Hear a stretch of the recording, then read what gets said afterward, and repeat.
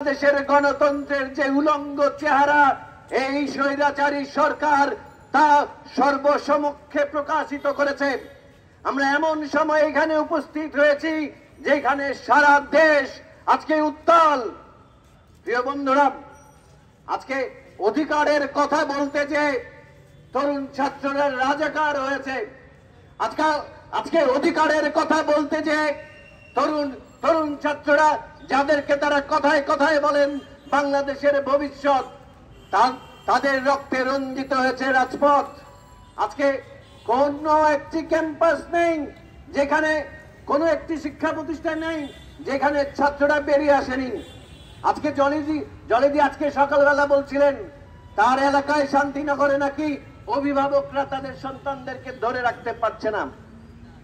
বিভিন্ন জায়গায় কোন জায়গাতেই ছাত্রদেরকে নাকি ধরে রাখা যাচ্ছে না এবং অনেক অভিভাবক উদ্বিগ্ন কি হবে তার তরুণ সন্তানটির,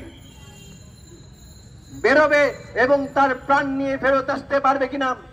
আবু সাইদ সেই রংপুর বেগম রোকেয়া বিশ্ববিদ্যালয়ের যে তরুণ বুক পেতে দিয়েছিল এবং সেখানে পুলিশ, এই রাষ্ট্রীয় পেটোয়া বাহিনী পুলিশ বিন্দু মাত্র দ্বিধা করেনি তার বুক বিদীর্ণ করতে, তার রক্তে রঞ্জিত করতে।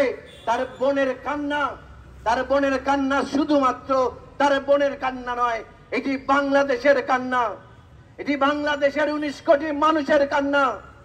আজকে বাংলাদেশ কাঁদছে, বাংলাদেশ চিৎকার করছে এবং রেজাল্ট এবং ফল বিশ্ববিদ্যালয়, রাজশাহী বিশ্ববিদ্যালয় ওবায়দুল কাদের আওয়ামী লীগের সাধারণ সম্পাদক সেতুমন্ত্রী মহাশয় বললেন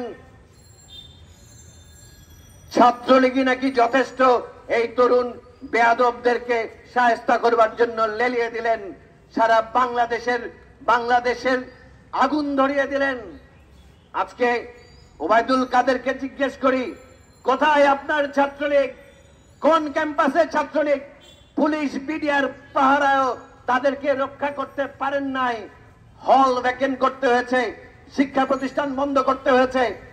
কিন্তু আপনারা ইতিহাস ভুলে যান। অভিভাবকরা অবশ্যই দুশ্চিন্তা করেন, অভিভাবকরা অবশ্যই চিন্তা করবে, কিন্তু এই অভিভাবকরাও আর ঘরে বসে থাকবে না।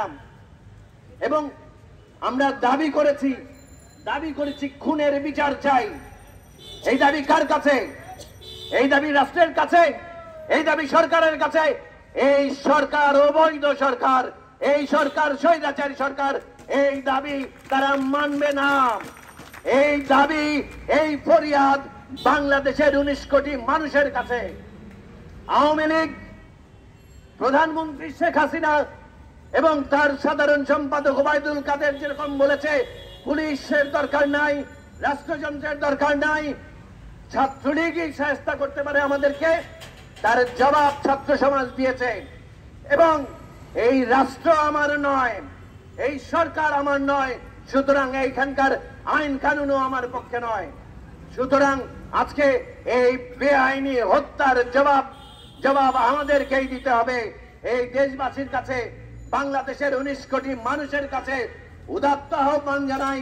আজকে হয়তো ওই 6 জন 7 জনের মধ্যে আপনার সন্তান পারে নাই, কিন্তু আগামীকাল সকালবেলা হয়তো আপনার সন্তানের নামটিও ওই তালিকা থেকে বাদ পড়বে না।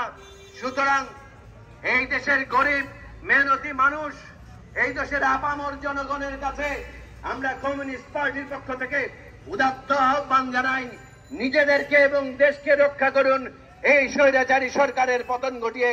এবং অবশ্যই বাংলাদেশের